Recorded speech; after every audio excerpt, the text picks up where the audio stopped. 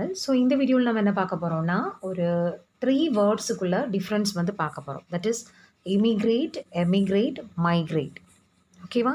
So இந்த 3 வேர்டும் மோரலஸ் meaning சேமாக தான் இருக்கும். அதாவது இந்த வெளிநாட்டில் சென்று குடியேறுவாங்கல்ல, ஸோ அவங்கள வந்து இது பண்ணால் இமிக்ரண்ட்ஸ்ன்னு சொல்லுவோம், எமிக்ரண்ட்ஸ்ன்னு சொல்லுவோம், மைக்ரண்ட்ஸ்ன்னு சொல்லுவோம். ஸோ அது வந்து ஸ்லைட்டாக கன்ஃபியூஷனாக இருக்கும். எப்போ வந்து யாரை இமிக்ரண்ட் சொல்லணும், எமிக்ரண்ட்ஸ் யார், மைக்ரண்ட்ஸ் யார், அந்த மாதிரி நமக்குள்ளே கொஞ்சம் கன்ஃபியூஷனாக இருக்கும். ஸோ அதோட எக்ஸ்ப்ளனேஷன் அந்த வீடியோவில் பார்க்க போகிறோம். ஓகேவா? ஸோ இதில் வந்து 2 கொஸ்டின்ஸ் கொடுத்துருக்கேன். ஸோ அதை வந்து ஆன்சர் பண்ண முடியுதான்னு பாருங்கள். For example first question, a lot of people have dash from India to the United Kingdom. Emigrated வருமா, immigrated வருமா?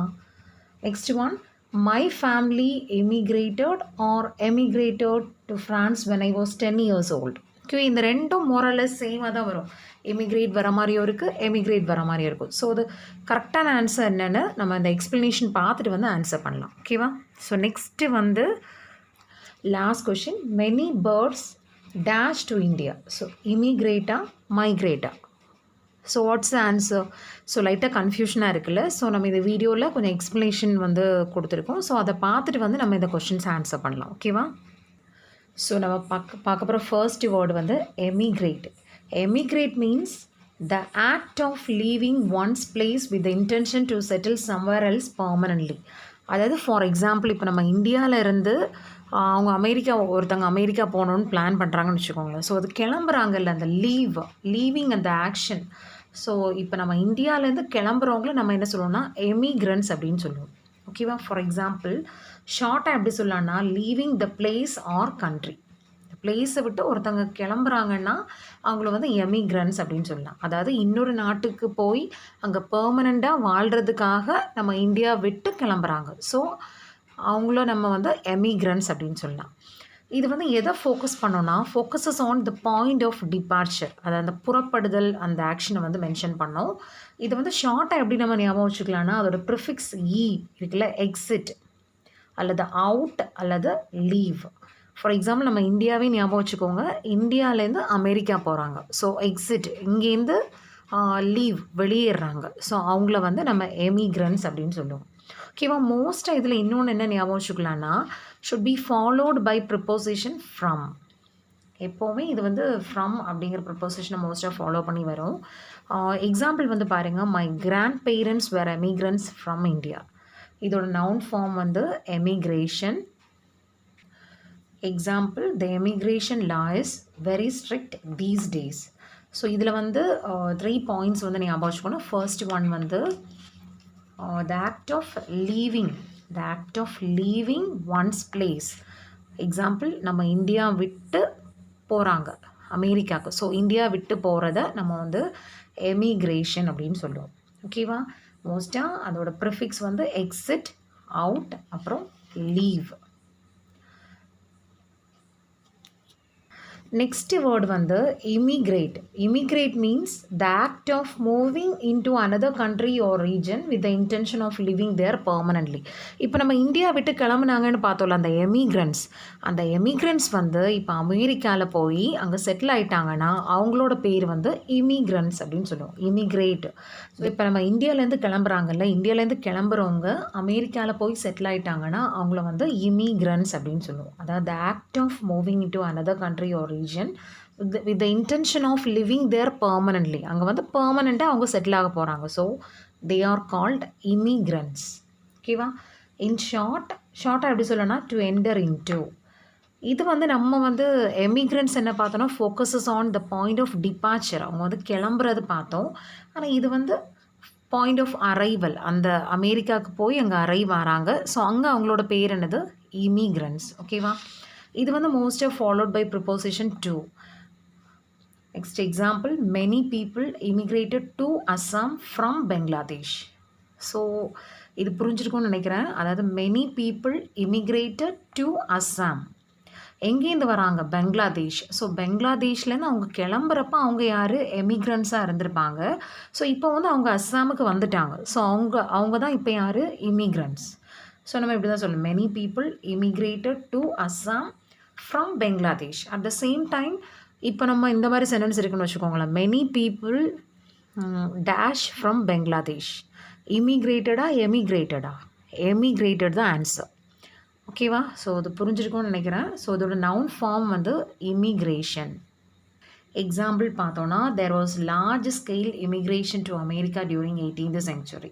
ஓகே, இன்னொரு இம்பார்ட்டன்ட் பாயிண்ட் வந்து நோட் பண்ணோம்.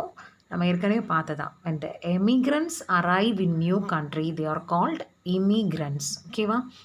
இப்போ நம்ம இந்தியாவிலேருந்து கிளம்புறாங்க, அவங்கள வந்து நம்ம எமிக்ரன்ஸ் அப்படின்னு சொல்லுவோம். ஆனால் அதே வந்து அவங்க நியூ கண்ட்ரி இப்போ அமெரிக்காவுக்கு ரீச் ஆகிட்டாங்கன்னா they are called as immigrants.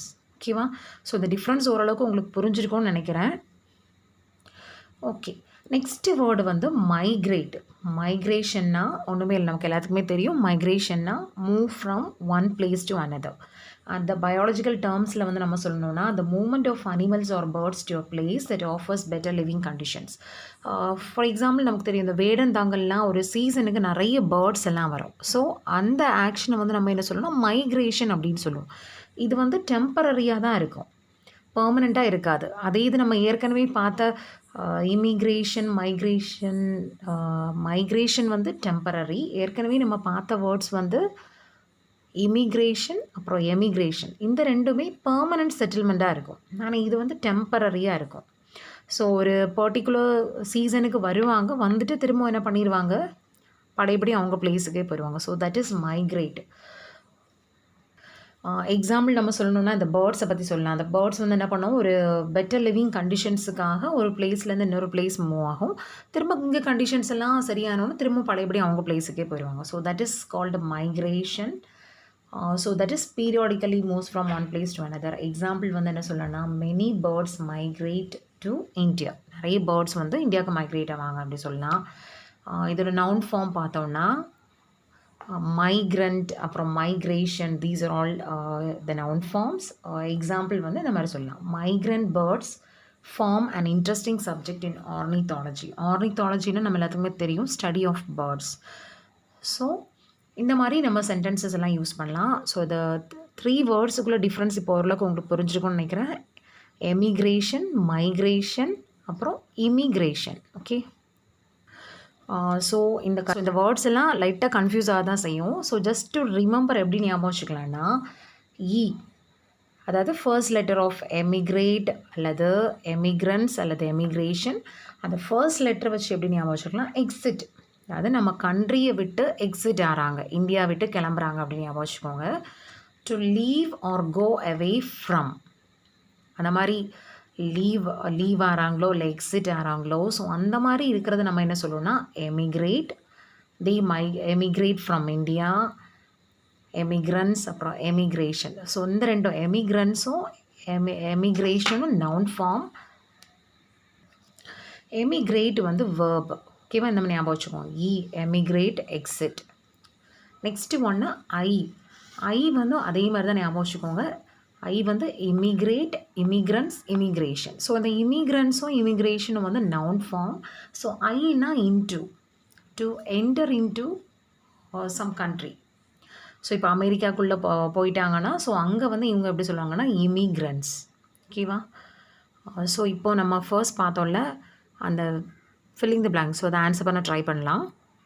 So இதில் ஃபர்ஸ்ட் கொஸ்டின் பாருங்கள், a lot of people have dash from India. நம்ம இந்தியாவிலேருந்து கிளம்புறாங்க. ஸோ என்ன பார்த்தோம், எக்ஸிட், வெளியே போகிறாங்க. ஸோ ஆன்சர் என்னது, எமிக்ரேட்டட்.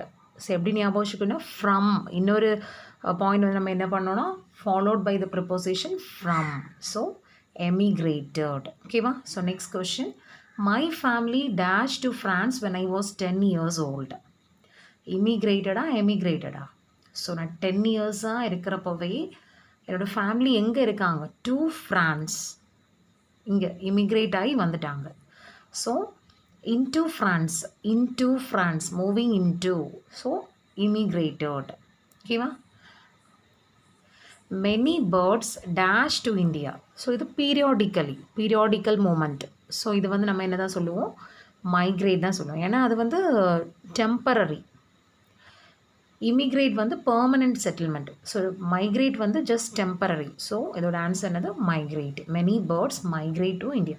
ஸோ இது வந்து ஸோ ஜஸ்ட் இதோட மீனிங் மட்டும் லைட்டாக பார்த்துக்கோங்க. இமிக்ரேட்னா into country, into a country. எமிக்ரேட்னா எக்ஸிட் ஆர் லீவ்.